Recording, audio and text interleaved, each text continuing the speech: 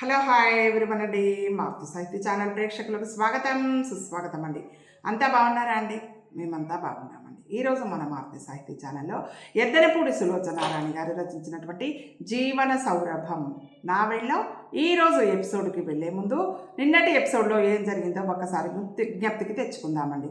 అయితే సంయుక్త విమలమ్మ ఇద్దరు మాట్లాడుకున్నటువంటి సందర్భంలో సంయుక్త మీకు ఏం కావాలో చెప్పండి అత్తయ్య, మీరు ఎలా అయితే హాయిగా ఉండగలుగుతారు అంటే, విమలమ్మ మీరిద్దరూ పెళ్లి చేసుకొని మంచిగా నాకు ఒక మనవణ్ణి కనిస్తే హాయిగా వాళ్ళతో కాలక్షేపం చేస్తాను, అంతకంటే కోరిక ఏముంటుంది అనడం. నేనే మీ అమ్మని అడిగితే వద్దత్తయ్య మా అమ్మే వచ్చి మిమ్మల్ని అడుగుతుంది, మీరేం తొందరపడకండి అని సంయుక్త చెప్పడం అంతవరకు జరిగింది కదా అండి. ఈరోజు ఎపిసోడ్లో ఏం జరగబోతుందో చూద్దామండి. సంయుక్త వసంతల వివాహం కొద్దిమంది బాగా దగ్గర స్నేహితులు బంధువుల సమక్షంలో శాస్త్రోక్తంగా జరిగింది. భానుమతికి ఈ వివాహం అంత సమ్మతం కాకపోయినా కూతురి మాట కాదనలేక తల వంచింది. ఆవిడ సహదేవ వర్మ మేనల్లుడు ఫారిన్లో ఉండే డాక్టర్గా పనిచేస్తున్న సుశీల్ని సంయుక్తని చేసుకునేటట్టు ఆయన ద్వారా సంప్రదింపులు జరిపించింది. సుశీల్ తల్లిదండ్రులు సంయుక్తని సహదేవ వర్మ ఇంట్లో చూశారు. వాళ్ళు కూడా సంయుక్తని వాళ్ళ అబ్బాయికి చేసుకోవడానికి అంగీకరించారు. ఈ మాట ఆనందంగా చెప్పడానికే భానుమతి సంయుక్త దగ్గరికి బయలుదేరుతుంటే సంయుక్తే వచ్చింది. సంయుక్త వసంతిని పెళ్లి చేసుకోవడానికి నిర్ణయించుకుందని, అది ఎట్టి పరిస్థితుల్లోనూ తన అభిప్రాయం మారదని భానుమతికి మాటల్లోనే అర్థమైపోయింది. అమ్మా, నువ్వు వచ్చి మామూలు మర్యాదని పాటిస్తూ అత్తయ్యతో పెళ్లి గురించి మాట్లాడితే బాగుంటుంది, లేదంటే నేను వాసు రిజిస్టర్డ్ మ్యారేజ్ చేసుకుంటాం అంది సంయుక్త. భానుమతికి ఇష్టం లేకపోయినా తప్పనిసరిగా అంగీకరించింది. విమలమ్మ దగ్గరికి వచ్చి పెళ్ళి ఎక్కడ ఏ విధంగా జరగాలో సూచనలు చేసింది. సంయుక్త వివాహానికి అందరినీ పిలిచి తాను తన పిల్లలు బాగానే ఉన్నామని లోకానికి సంయుక్త వివాహానికి భానుమతి అందరినీ పిలిచి తాను తన పిల్లలు బాగానే ఉన్నామని లోకానికి చాటుకోవాలని భానుమతికి తహతహాగా ఉంది. పెళ్లి నిరాడంబరంగానే అయినా ముచ్చటగా జరిగింది. పేపర్ ప్రొప్రైటర్ సంయుక్తకి వసంతకి సౌత్ అంతా 20 రోజులు తిరిగి రావడానికి సదుపాయం చేసి ప్రయాణపు టికెట్లు బహుమతిగా ఇచ్చాడు. ముహూర్తము అప్పుడే ముగిసింది. అందరూ అక్షింతలు వేస్తున్నారు. చక్రపాణి ఆలస్యంగా వచ్చాడు. కారణం అడిగితే పాత బస్తీలో పెద్ద ఫైర్ యాక్సిడెంట్ అయిందని, ఇద్దరు చిన్నపిల్లల మధ్య తగాదా ఇరు వర్గాల కొట్లాటలకి దారితీసిందని, తన్నుకోవడాలు ఇళ్లు తగలబెట్టడం చేస్తూ జనం రెచ్చిపోతున్నారని చక్రపాణి చెప్పాడు. క్షణంలో ఈ వార్త అందరికీ తెలిసిపోయింది. ప్రొప్రైటరు బ్రాహ్మణుని నీ మంత్రాలు తొందరగా పూర్తి చేయండి, అవతల ఈ పిల్లలు పెళ్లి ఫోటోలు తీసి ఈ పిల్లల పెళ్లి ఫోటోలు తీసి నా పేపర్కి న్యూస్ తీసుకురావాలి అంటూ తొందర పెట్టేశాడు. అందరూ భోజనానికి కూర్చున్నారు. వడ్డనలు జరుగుతున్నాయి. పెళ్లి కూతురు పెళ్లి కొడుకు ఎక్కడ, త్వరగా రమ్మనమని ఎవరో కేక పెట్టి పిలుస్తున్నారు. పందిరి అంతా పెళ్లి బట్ట గుమగుమలాడుతోంది. సంయుక్త వసంతు వెళ్ళి పెళ్లి బట్టలు మార్చుకొని వచ్చేశారు. మీరు కానివ్వండి, మేము ఇప్పుడే వస్తాం, సారీ అర్జెంటుగా వెళ్ళాలి అంటూ ఇద్దరు చెయ్యి పట్టుకుని పరుగెత్తేశారు. మరుక్షణం వాళ్ళు ఎక్కిన మోటార్ సైకిల్ రైమంటూ అక్కడి నుంచి దూసుకుని పోయింది. రాత్రి 12 గంటలు దాటింది. వసంతు సంయుక్త ఎక్కిన మోటార్ సైకిల్ ఆనంద ఫ్లాట్స్ ముందు వచ్చి ఆగింది. సంయుక్త వసంతు ఇద్దరు ఒంటి నిండా మట్టి మసి మరకలు అంటి ముఖం అంతా అక్కడక్కడ మసి వల్ల మాసినట్టుగా నల్లగా రాచుకుపోయి బొగ్గుగనిలో కార్మికుల్లా ఇంటికి తిరిగి వచ్చారు కొత్త పెళ్లి కొడుకు పెళ్లి కూతురు. వాళ్ళు ముఖాలు అలసటగా ఉన్నా ఆనందంగా ఉన్నాయి. అన్ని పేపర్ల కంటే మన పేపర్లోనే సబ్జెక్టు కవరేజ్ వస్తుందని నా నమ్మకం అన్నాడు వసంత్. ఇద్దరు లిఫ్టులో వస్తుంటే లిఫ్టులో ఉన్న అద్దంలో మసిమరకలు అంటుకున్న ముఖాలు చూసుకొని ఇద్దరు నవ్వేసుకున్నారు. ఓహ్, పెళ్ళి అయిన మొదటి రోజు అంది సంయుక్త. వసంత్ ఇష్టంగా సంయుక్త చేతిని తన చేతిలోకి తీసుకున్నాడు. సంయుక్త అతని భుజం మీద తల ఆనించి అద్దంలో కనిపిస్తున్న వసంత్ని చూస్తూ మనకి నిజంగా పెళ్ళయిందంటావా అని అడిగింది. అదే నాకు అనుమానంగా ఉంది అన్నాడు వసంత్. ఇద్దరు ఇంట్లోకి వచ్చారు. విమలమ్మ నిద్రపోయింది. వసంత్ స్నానం చేసి వచ్చాడు. సంయుక్త స్నానం చేసి వచ్చేసరికి అతను కుర్చీలో టేబుల్ దగ్గర వ్యాసం రాసేస్తున్నాడు. సంయుక్త ప్లేట్లో స్వీట్ తెచ్చింది. వేడి వేడి కాఫీ కప్పులో తెచ్చింది. వెనుక నుంచి వచ్చి అతని భుజం మీద చేయి వేసి అతను రాస్తున్న ఆర్టికల్ చూస్తూ మధ్య మధ్య జత చేయాల్సిన వాక్యాలు, తీసివేయాల్సిన మాటలు చెబుతోంది సంయుక్త వసంత్కి. అతను కరెక్ట్ చేస్తున్నాడు. వ్యాసం రాయడం పూర్తయింది. మనం వెంటనే ఏం చేయాలో తెలుసా సంజు? వసంత్ తలెత్తి అడిగాడు. సంయుక్త అతని కుర్చీ చేతి మీద ఆని కూర్చుంది. ఏం చేయాలి? ఒక డార్క్ రూమ్ మన ఇంట్లోనే ఏర్పాటు చేసుకోవాలి. ఫోటోలు రాగానే మనమే కడిగి వేసుకోవచ్చు అన్నాడు వసంత్. ఈ ఐడియా బాగుంది, నాకు నచ్చింది అంది సంయుక్త. వసంత్ కాగితాలు మడిచి ఫైల్ చేశాడు. సంయుక్త అతనికి కాఫీ అందించింది. అతను కాఫీ తాగబోతుంటే అక్కడ ప్లేట్లో స్వీట్లు కనిపించాయి. అవి పెళ్లి స్వీట్లు. వసంత్ క్షణంసేపు వాటి వైపు చూశాడు. సంజు, నేను నీకు కనీసం స్వీట్ అయినా ఇవ్వలేదు అంటూ అందులో నుంచి ఒకటి తీసి సంయుక్త నోటికి అందించాడు. సంయుక్త సగం వసంత్కి తినిపించింది. వసంత్ సంయుక్తని దగ్గరికి తీసుకున్నాడు. సంజు, నాతో జీవితం ఇలాగే ఉంటుంది. చూడు, ఈరోజు మన పెళ్ళి అయింది. ఆ సంగతి పట్టించుకునేందుకు టైం కూడా లేకుండా పోయింది. పని పని, ఎప్పుడు ఏ పని వచ్చి పడుతుందో తెలియదు. సంయుక్త అతని గుండెలో తలదాచుకుంది. ఏమిటిది కొత్తగా చెబుతున్నావు? పనిలో బిజీగా ఉండడం నాకు ఇష్టం. ఈ వ్యాపకం నన్ను అహర్నిశలు నీకు దగ్గరగా ఉంచుతుంది, అందుకని మరీ ఇష్టం అంది సంయుక్త. వసంత్ సంయుక్తని తలని ఇంకా దగ్గరగా తీసుకుని గారాబు చేశాడు. 3 నెలలు గడిచాయి. సంయుక్త టైప్ చేస్తుంది. ఇంతలో కాలింగ్ బెల్ మోగింది. విమలమ్మ ఇంట్లో లేదు. పక్కింటి మామీ సినిమాకి వెళ్తుంటే సంయుక్త తానే బలవంతంగా పంపించింది. ఆవిడకి థియేటర్లో సినిమా చూడటం అంటే చాలా ఇష్టం. ఎవరికి? వాసు వాళ్ళ తల్లి గారికి, విమలమ్మ గారికి. సంయుక్త వెళ్ళమనగానే జరీ చీర కట్టుకుని తయారై, సంజు, నిజం చెప్పు, నువ్వు పనిలో ఉన్నావు. కాఫీ ఏమైనా కావాల్సి వస్తుందో ఏమో. నువ్వు టైప్ చేస్తూ మధ్యలో లేవాలి కదా, నీకు ఇబ్బంది కలుగుతుందో ఏమో అంది విమలమ్మ. అత్తయ్య, నువ్వు హాయిగా నిశ్చింతగా వెళ్ళిరా. ఇన్నాళ్ళు కష్టపడ్డావు, ఇప్పుడు సుఖపడే అవకాశం వచ్చింది. నీ సంగతి నువ్వు ఆలోచించుకోక మా గురించి ఆలోచిస్తావేంటి? అందుకే నీలాంటి వాళ్ళు సుఖపడలేరు అంటూ భుజాలు పట్టి గుమ్మం బయటికి పంపి వచ్చింది సంయుక్త. ఆవిడ కళ్ళల్లో చిన్నపిల్ల సంబరం చూస్తుంటే సంయుక్తకి జాలి వేసింది. అత్తయ్య లాంటి వాళ్ళు జీవితం అంతా గంధపు చెక్క అరిగినట్టు పనితోనే మునిగితేలే వ్యక్తులు. సుఖాలు కావాలని వాళ్ళు కోరుకోరు. అసంతృప్తి అంటే ఏమిటో వాళ్ళకి తెలియదు. అలాంటి వాళ్ళు ఉన్నారు కాబట్టే ఈ కుటుంబాలు ఇంత సునాయాసంగా పెరిగి పెద్దయినాయి. కుటుంబాన్ని పెంచడమే వారి జీవన ధ్యేయంగా బతికేస్తారు. తాను టైప్ చేస్తుంటే వసంతతో కలిసి ఆర్టికల్ చర్చిస్తుంటే తనేదో కష్టపడిపోతున్నానని ఆవిడ విలవిలలాడిపోతుంది. ఎవరు? విమలమ్మ గారు. సంయుక్త జీతం రాగానే తెచ్చి ఆవిడ చేతికిస్తుంది. కావలసినప్పుడు అడిగి తీసుకుంటుంది. ఆవిడకి సంయుక్త సంపాదన అంటే అపురూపం. దాన్ని పైసా జాగ్రత్త చేసి ప్రతి నెల ఎంత పెరిగిందో చెబుతుంది. అర్థం చేసుకుని అరమరికలు లేకుండా ఆపేక్షగా ఉండే అత్తయ్య, తన మనసుకి ప్రతిబింబం లాంటి వసంతు. ఒక ఫ్లాట్ ఎప్పుడైనా బయటికి సరదాగా తీసే ఒక ఫ్లాటు, బయటికి ఎప్పుడైనా సరదాగా తీసే ఒక కారు, రోజు పనికి వచ్చే మోటార్ సైకిలు, బ్యాంకులో ₹1,00,000 నికర ఆదాయం లేకపోయినా సంయుక్తకి జీవితం చాలా హాయిగా ఉంది. సంతోషంతో ఎక్కువ పని చేయగలుగుతుంది. సంయుక్త, వసంత్ ఇద్దరు పేర్లు కలిపి వ్యాసాలు రాయడంతో ఇద్దరి పేర్లు పాపులర్ అయ్యాయి. ఇంటికి ఈ మధ్యనే ఫోన్ కనెక్షన్ వచ్చింది. కిటికీలో నుంచి చల్లటి గాలి వీస్తుంది. సంయుక్తకి ఈ ప్రపంచం ఏమిటో చాలా బాగుంటుంది. ఎటు చూసినా ఆనందమే కనిపిస్తుంది. తనలో ఏమిటో ఈ ఆనందపు పొంగు ఉండి శరీరం అంతా తెరలుగా వస్తుంది. కాలింగ్ బెల్ మోగగానే వెళ్ళి తలుపు తీసింది. వాసు అని ఏదో చెప్పబోయిన సంయుక్త ఒక్కసారే ఆగిపోయింది. ఎదురుగా సౌందర్య. సౌ, నువ్వా? రా. సంయుక్త లోపలికి ఆహ్వానించింది. సౌందర్యకి 2 నెలలు, వచ్చే వారంలో డెలివరీ అని చెప్పారు. సౌందర్య లోపలికి వచ్చి కూర్చుంది. ఏం తాగుతావు? ఓవల్టీన్ ఇవ్వనా?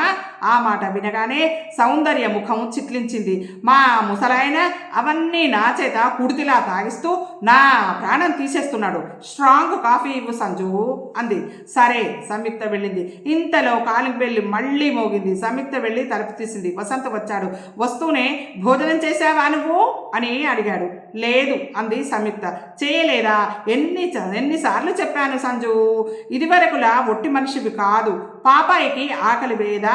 వసంత్ నాజూకుగా చెయ్యి సంయుక్త పుట్ట మీద ఆనించాడు. అంది సంయుక్త. అప్పుడు కానీ వసంత్ తలెత్తి డ్రాయింగ్ రూమ్లో కూర్చున్న సౌందర్యని చూడలేదు. లోపలికి వచ్చాడు. సౌందర్యని కుశల ప్రశ్నలు వేశాడు. సంజు భోజనం చేయడం లేదు అంటూ సంయుక్త మీద సౌందర్యకి ఫిర్యాదు చేశాడు. ఒక్క నిమిషం సౌ, ఇప్పుడే వస్తాను అంటూ సంయుక్త వెళ్ళింది. వసంత్ సంయుక్త ఏదో ఆర్టికల్ గురించి చర్చించుకుంటున్నారు. సంయుక్త టైప్ చేసిన కాగితాలు చూస్తున్నాడు వసంత్. సంయుక్త నిలబడి ఏదో చెప్తుంటే అతను ఆమె చెయ్యి పట్టి సున్నితంగా కుర్చీలో కూర్చోబెట్టాడు. ఇద్దరు ఆ గదిలో సౌందర్య ఉన్న విషయం ఒక్క క్షణం మర్చిపోయినట్టే తాము పనిలో మునిగిపోయారు. ఇద్దరు జోక్స్ వేస్తూ హాయిగా నవ్వేసుకుంటున్నారు. వసంత్ కాగితాలు ఫైల్ చేస్తుంటే సంయుక్త సౌ కాఫీ అడిగింది అంటూ గబగబా వంటింటి వైపు వెళ్తుంటే వసంత్ వారించి తీసుకువచ్చి సోఫాలో కూర్చోబెట్టాడు సంయుక్తని. నేను చేసి తెస్తాను కాఫీ అని లోపలికి వెళ్ళి 5 నిమిషాల్లో కాఫీ కలిపి తెచ్చాడు వసంత్. ముగ్గురు తాగారు. సంయుక్త వసంత్ ఎదురుగా సోఫాలో పక్కపక్కన కూర్చొని మాట్లాడుతున్నారు. వాళ్ళ ముఖాలు ఆనందంతో కళకళలాడిపోతున్నాయి. తాను సంయుక్త కంటే 4 ఏళ్లు పెద్దది. తన వయసు అతన్ని చేసుకుంటే ఇలా ఆనందంగా ఉండేది.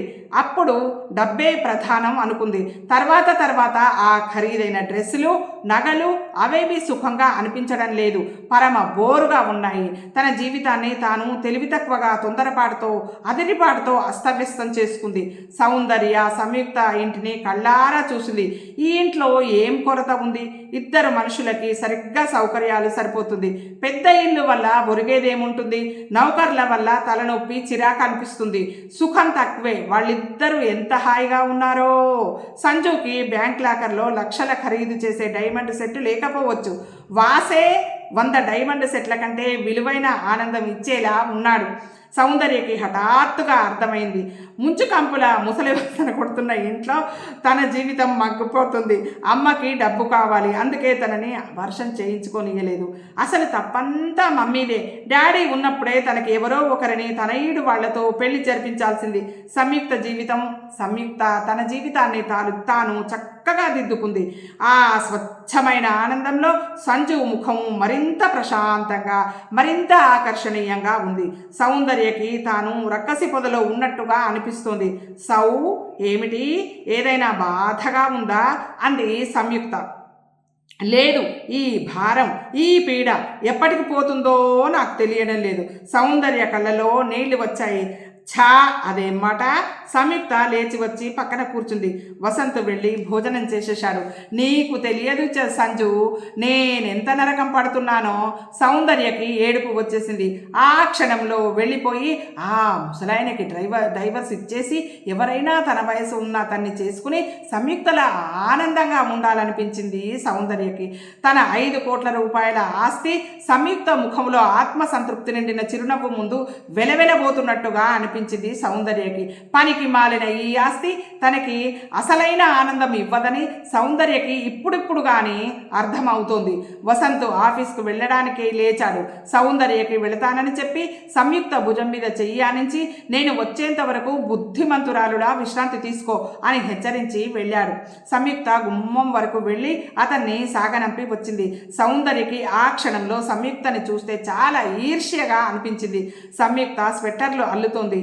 ఆ అల్లడంలో, ఆ కళ్ళలో అరమోడుపుగా ఏదో కమ్మటి కళ. సౌందర్య ఇక అక్కడ కూర్చోలేకపోయింది. వసంత్ సాయంత్రం వచ్చాడు. మధ్యాహ్నం నుంచి ఏం చేశావు? పని చాలా ఉంది, ఫోన్ చేయలేకపోయాను అన్నాడు బాధగా. నాకు అసలు ఆ విషయమే గుర్తులేదు, ఏ విషయం ఫోన్ చేయలేదు వాసు తనకు అని. సౌందర్య వెళ్ళిన తర్వాత సంగీత వచ్చింది అంది సంయుక్త. ఏమిటి విశేషాలు అడిగాడు వసంత్. సంగీత తల్లి కాబోతుంది, కానీ చక్రపాణి వద్దని అబార్షన్ చేయించుకోమన్నాడుట సంయుక్త చెప్పింది. అదేమిటి?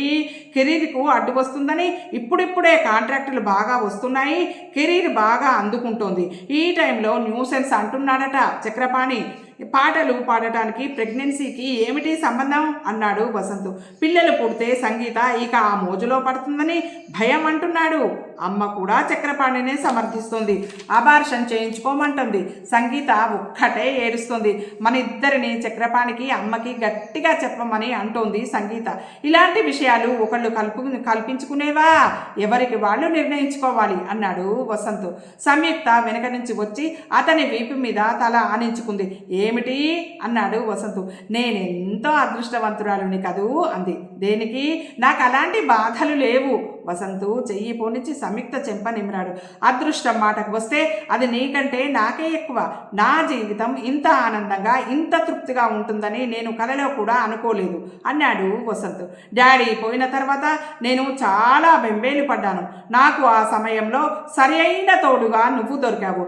అత్తయ్య నువ్వు అంత ఓర్పు ఎలా చూపారో నాకు ఇప్పటికీ అర్థం కాదు అంది సంయుక్త. అమ్మ భాషలో చెప్పాలంటే భగవంతుడే అర్హతలను బట్టి మనకి దారి చూపిస్తాడు కాబోలు అన్నాడు వసంత్. ఇంతలో ఫోన్ మోగింది. సంయుక్త తీసింది. సంజు, త్వరగా వస్తావా? సౌందర్యకి నొప్పులు వస్తున్నాయి, హాస్పిటల్కి తీసుకువెళ్తున్నాను అంది భానుమతి. వస్తున్నానమ్మా అంది సంయుక్త. ఆ రాత్రే సౌందర్యకు సుఖప్రసవం అయింది. ఆడపిల్ల పుట్టింది. పిల్ల ఆరోగ్యంగా అందంగా ఉంది. కానీ పుట్టుగుడ్డిగా కనుగుడ్లు లేకుండా పుట్టింది. అందరూ షాక్ తినేశారు. సౌందర్య ఈ వార్త వినగానే అసహ్యంగా చూసి మొహం తిప్పేసుకుంది. ఇదేం కర్మ అంటూ భానుమతి బాధపడింది. సహదేవ్ వర్మ మాత్రం, ఎందుకమ్మా శాపగ్రస్తురాలివై నా కడుపున పుట్టావు? నాకు 40 సంవత్సరాల వయసైతే నీ భవిష్యత్తు గురించి బాధపడేవాడిని కాదు. 65 ఏళ్ళు అంటూ ఏడ్చేశాడు సహదేవ్ వర్మ. అందరూ ఉయ్యాలలో ఏడుస్తున్న పిల్లని వదిలేసి విచిత్రంగా అదే విషయం మాట్లాడుకుంటున్నారు. సహదేవ్ వర్మకి తెలిసిన వాళ్ళు, భానుమతి ఫ్రెండ్స్ వచ్చి ఉయ్యాలలో పసిపాపని విచిత్రమైన వస్తువులా తొంగి చూస్తున్నారు. నా గదిలో నుంచి ఆ వెధవ ముఖాన్ని తీసి అవతల పడేయండి అంది సౌందర్య. సహదేవ్ వర్మ అలా అనకు సౌ అని బతిమాలుతూ ఏడుస్తున్నాడు. సంయుక్త ఉయ్యాల దగ్గరికి వచ్చింది. ఏడుస్తున్న పిల్లని చేతుల్లోకి తీసుకుంది. అక్కడున్న అందరి శూలాల్లాంటి చూపుల మధ్య నుంచి ఆ పసికందుని సిస్టర్స్ ఉన్న గదిలోకి తీసుకువెళ్ళింది. పాప ఎంతో అందంగా సౌందర్య సహదేవ్ వర్మల పోలికలతో ఉంది. అందరూ అందాన్ని అభినందించడం లేదు, ఆ లోపాన్ని ఎత్తి వేయింతలు చేసి భూతద్దంలో నుంచి చూస్తున్నారు. సంయుక్త పిల్లని ఎత్తుకుని కూర్చున్న చోటుకి సహదేవ్ వర్మ వచ్చాడు. థ్యాంక్స్ సంజు అన్నాడు.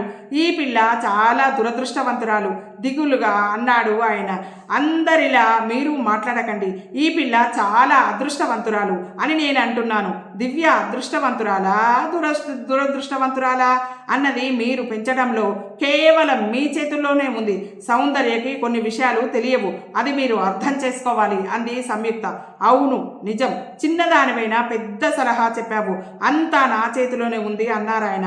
ఆయనకి సంయుక్త మాటలు ధైర్యాన్ని ఇచ్చాయి.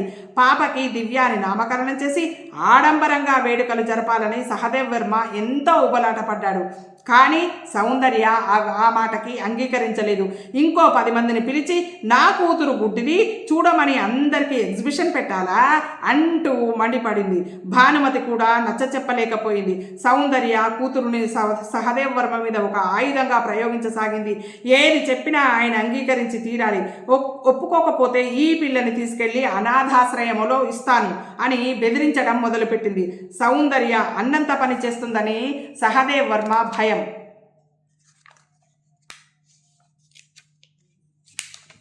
సౌందర్య బరిదెగించినట్టు భాస్కర్తో తిరుగుతుంటే ఆయన వారించలేకపోయాడు.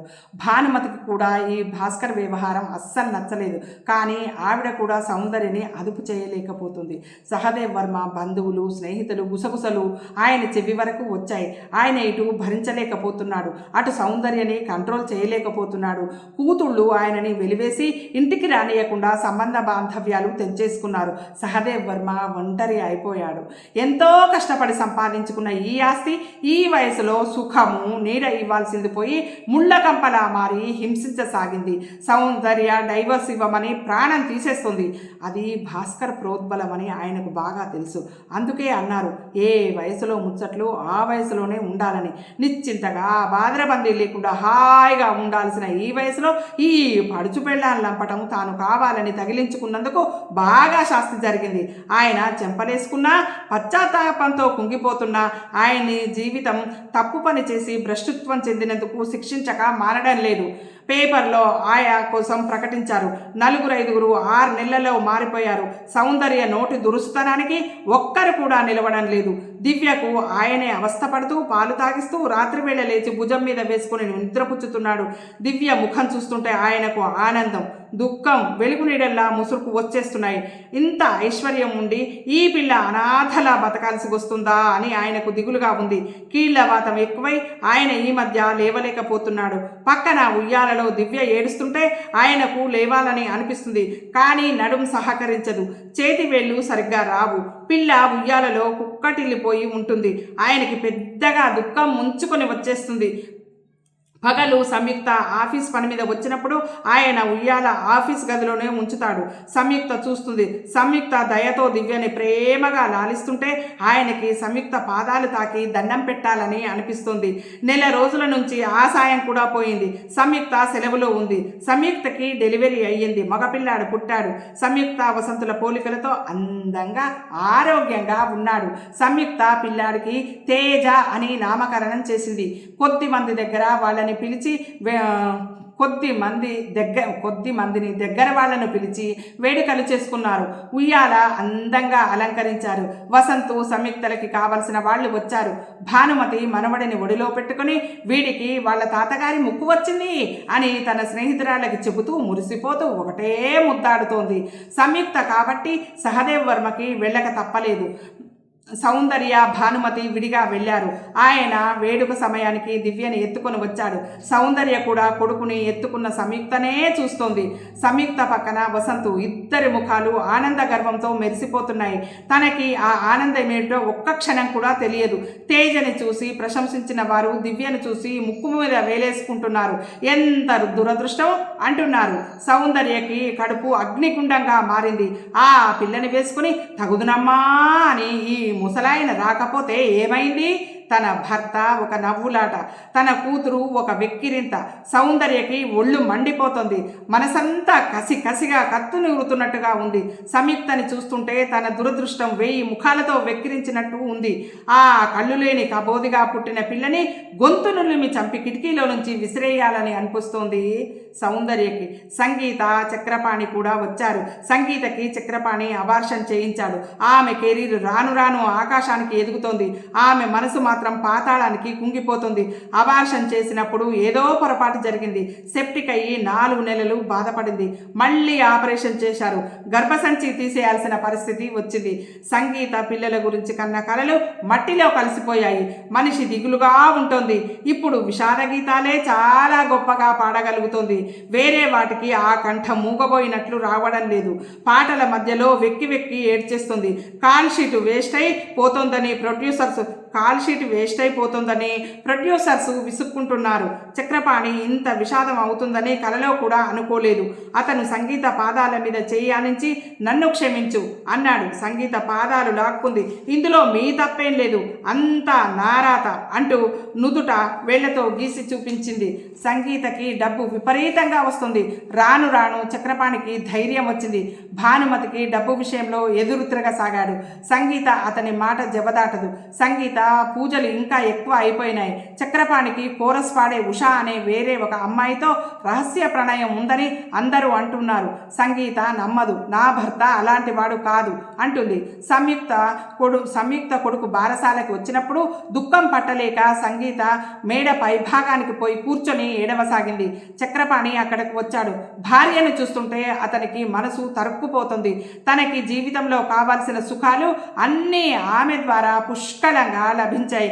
కానీ తాను మాత్రం సంగీతకి ఇష్టమైన పిల్లల్ని ఇవ్వలేకపోయాడు. అతనికి చాలా పశ్చాత్తాపంగా ఉంది. కానీ ఇప్పుడిక ఏం చేయలేని పరిస్థితి. అతను ఏం చేసినా, ఏం మాటలు చెప్పినా సంగీతని పిల్లల గురించి మరిపించలేకపోతున్నాడు. సౌందర్య సోఫాలో కూర్చొని పుస్తకం చదువుకుంటోంది. వెనుక నుంచి ఎవరో కళ్ళు మూశారు. సౌందర్య ఆ చేతులు ఎవరా అని తడమలేదు. తన వెనుక నుంచి తన తలకి ఆనిన ఆ వక్షస్థలం సన్న పీలగా ఉండే. సహదేవ్ వర్మ ఆయన దగ్గర వయసు మళ్ళిన వారి దగ్గర నుంచి వచ్చే వాసన సౌందర్యకి బలిష్టమైన చేతుల స్పర్శ రాయి లాంటి వీక్షిస్తుంది. అతను భాస్కర్ అని అర్థమైంది. అతనికే ఆ ధైర్యం. సహదేవ్ వర్మకి ఆ చనువు తీసుకోవాలనే ఆలోచనలే వణుకు పుట్టిస్తున్నాయి. ఎవరు అన్నాడు భాస్కర్. సౌందర్య సమాధానంగా చేయి ఎత్తి ఠపీమని అతని భుజం మీద ఒకటి కొట్టింది. అబ్బా, చేతికి ఎంత చురుకు, కొడతావేమిటి? సౌందర్యని వదలకుండానే వచ్చి పక్కన కూర్చున్నాడు. దొంగలా వచ్చావు, దొంగని కొట్టాల్సిందేగా. ఇంకోటి కొట్టింది. అతను కొట్టాడు. సౌందర్య అతన్ని కాలితో తన్నింది. అతను ఆ కాలు పట్టుకున్నాడు. సౌందర్య ఆ కాలు పైకెత్తి మళ్ళా తన్నింది. ఆ కాలుని పట్టుకుని వంచాడు. సహదేవ్ వర్మ బీరువాలో డబ్బు కోసం ఆఫీస్ గదిలో నుంచి అటుగా వచ్చాడు. కిటికీకున్న పల్చటి కర్టెన్ల మధ్య నుంచి వాళ్ళు ఉన్నటువంటి చొరవను చూశాడు సహదేవ్ వర్మ. ఒక్క నిమిషం అతను నిలువెత్తు ఆగ్రహ జ్వాలగా అయ్యాడు. బీపీ పెరిగింది. ఒంటి నిండా సడన్గా చెమటలు పట్టాయి సహదేవ్ వర్మకి. ఆవేశం నిగ్రహించుకున్నాడు. సౌందర్యని కంట్రోల్ చేయలేడు, భయపెట్టలేడు. ఏదైనా అంటే శివంగిలా మీద పడుతుంది. అవతల బెడ్రూమ్లో దివ్య ఉయ్యాలలో గుక్క పట్టి ఏడుస్తుంది. ఆయన అక్కడికి వెళ్ళాడు. ఆయా బాత్రూంలో నుండి వచ్చింది. సారీ సార్ అంటూ దివ్యని తీసుకోబోతుంటే ఆయన వారించాడు. తనే ఎత్తుకొని పాలు పట్టాడు. దివ్య బంగారు బొమ్మల అందంగా ఉంది. కానీ అంత ఆ కనుగుడ్లు లేకపోవడంతో వికారంగా అయిపోయింది. భగవంతుడు ఎందుకు ఇలా చేశాడు? వెళ్ళి అమ్మగారిని పిలు అన్నాడు. 10 నిమిషాల తర్వాత సౌందర్య విసుగ్గా వచ్చింది. ఏమిటి? పిల్ల ఏడుస్తోంది, వినిపించటంలా? ఏం రాజకార్యం చేస్తున్నావు? భాస్కరు ఆఫీస్ ఫైల్ అడుగుతుంటే చూస్తున్నాను. భాస్కర్ని ఈ లోపలికి రావద్దని చెప్పాను అన్నాడు ఆయన కఠినంగా. పనుండి వచ్చాడు తప్ప? ఎదురు ప్రశ్న వేసింది. బెదురు లేకుండా అడిగింది. తప్పే, అతను నా సెక్రటరీ. అతనికి ఏదైనా ఫైల్ తెలియకపోతే నన్ను అడగాలి. Non sense. నీ కోపం ఎందుకో నాకు తెలుసు. వట్టి ముసలి అనుమానం. నోర్మొయ్ అరిచాడు. ఎందుకా కోపం? ముసలివాడివి కాకపోతే పడిచివాడివా? అవతల ఆయా వింటోంది. వంట మనిషి తొంగి చూస్తున్నాడు. ఆయన ప్రాణం బిక్క చచ్చిపోయింది.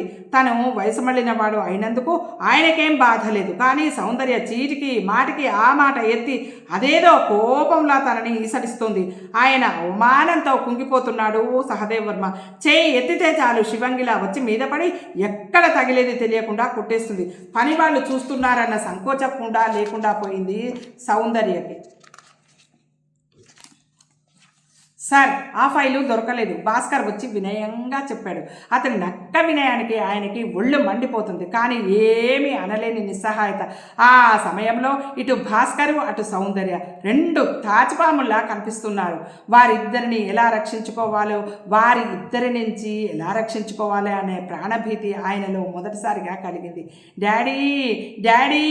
ఇంతలో గది బయట నుండి పిలుపు వినిపించింది. ఆయన ఉలిక్కిపడ్డాడు. ఆయన కూతురు సరిత గొంతు అది.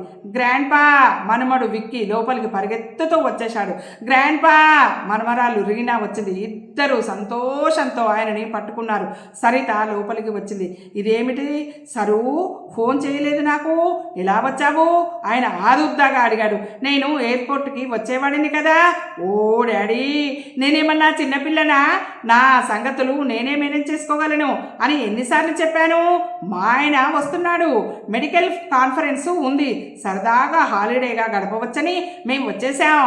నాకేదో చెల్లెలు పుట్టిందని లోకం కూడే కూస్తుంటే అదేమిటో చూద్దామని కూడా సగం వచ్చాను. ఏది ఆవిడ గారు అంది ఆరాగా. సహదేవ్ వర్మ చేతుల్లో ఉన్న బేబీని అపురూపంగా చూపించాడు. సరిత చేయి చాచి బేబీని అందుకోలేదు, ఎత్తుకోనూ లేదు. ఇదేమిటి, కళ్ళు లేవా అంది ఆశ్చర్యం నటిస్తూ. అది నా దురదృష్టం సరు అన్నారాయన బాధగా. దురదృష్టం కాదు డాడీ, మహాపాపం, చేతులారా చేసుకున్న పాపం. వయసు ఉడిగిన చెట్టుకి కుక్కమూతి పిందెలు అంటారు. ఇదే సరువు, నీకు పుణ్యం ఉంటుంది. ఆయన తగ్గు కంఠంతో బ్రతిమాలాడు. ఆయన కళ్ళు భయంగా సౌందర్య వైపు చూశాయి. సౌందర్య సరిత ఒకరిని ఒకరు అవతల వాళ్ళ ఉనికిని పట్టించుకోనట్టే నిర్లక్ష్య వైఖరి కనపరిచారు తప్ప కనీస మర్యాదని పాటిస్తూ హలో అని కూడా అనుకోలేదు ఒకరినొకరు. సరిత ఆగకుండా అంటూనే ఉంటుంది. ఈ వయసులో నీకు పెళ్ళి పిల్లలు భేషుగ్గా ఉంది, అందరూ నవ్వటంలో తప్పులేదు డాడీ అంది. నవ్వాలంటే అందరి బతుకులు అలాగే ఉన్నాయి. మరి ఆయా దివ్యని అవతలకి తీసుకెళ్ళు సౌందర్య అరిచింది. ఆయా సహదేవ్ వర్మ దగ్గరికి వచ్చింది. ఆయన పిల్లనివ్వలేదు. నిన్నే ఆయా అలా గుడ్లు పెట్టుకుని చూస్తావేమిటి? దివ్యని తీసుకో సౌందర్య గద్దించింది.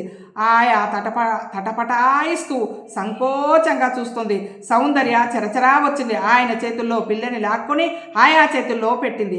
ఆయా వెళ్తుంటే పిలిచింది, ఆయా దివ్యకి వెంటనే దిష్టి తీసేయి, పాపిష్టి కళ్ళు పడితే సుస్థి చేయవచ్చు, నరుడి కంటికి నల్లరాయి పగులుతుంది అని మా అమ్మ ఎప్పుడూ చెప్తూ ఉంటుంది.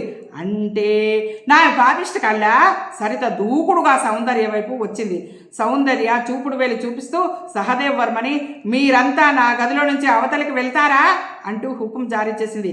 విక్కీ వెళ్ళి ఉయ్యాలకున్న బొమ్మ చూస్తున్నాడు. సౌందర్య చెరాలన వచ్చి అతన్ని రెక్కపట్టి ఈడ్చుకొని వెళ్ళి గది గుమ్మం బయటికి తోసేసింది. కింద పడిన విక్కీ గొల్లున ఏడ్చాడు. సరిత పరిగెత్తుకు వెళ్ళి కొడుకును లేవదీసి ఎత్తుకుని గుండెలకు హత్తుకుంది.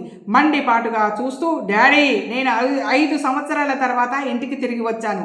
ఎన్నిసార్లు నువ్వు ఇంటికి రమ్మని నన్ను బతిమిలాడావు, రాక రాక నేనొస్తే ఇదా నాకు స్వాగతం అని అరిచింది. సౌందర్య కూడా అరుస్తూ, 5 సంవత్సరాలు ఈ ఇంట్లో అడుగుపెట్టని వాళ్ళు తండ్రి బ్రతికాడో చచ్చాడో పట్టించుకొని వాళ్ళకి ఇప్పుడు ప్రేమలు కారిపోతున్నాయా? జాగ్రత్త, ప్రేమలో మీరు మునిగిపోయి ఊపిరాడక చచ్చిపోగలరు అంది. ఈ విధంగా ఈరోజు ఎపిసోడ్ చాలా హాట్గా గడిచింది కదండి. ఈ ఎపిసోడ్ మీకు నచ్చినట్టయితే లైక్ చేయండి, షేర్ చేయండి, మన మారుతి సాహితీ ఛానల్ని సబ్స్క్రైబ్ చేయండి. మీ అందరి ఆశీస్సులు, ప్రేమ, ఆదరాభిమానాలు మన మారుతి సాహితీ ఛానల్కి వెళ్ళేలా ఉండాలని, మనందరం ఆనందంగా, ఆరోగ్యంగా, సుఖంగా, సంతోషంగా ఉండాలని మనస్ఫూర్తిగా కోరుకుంటూ రేపటి ఎపిసోడ్లో మళ్ళీ కలుసుకుందామండి. ఉంటానండి, మీ మారుతి సాహితీ ఛానల్.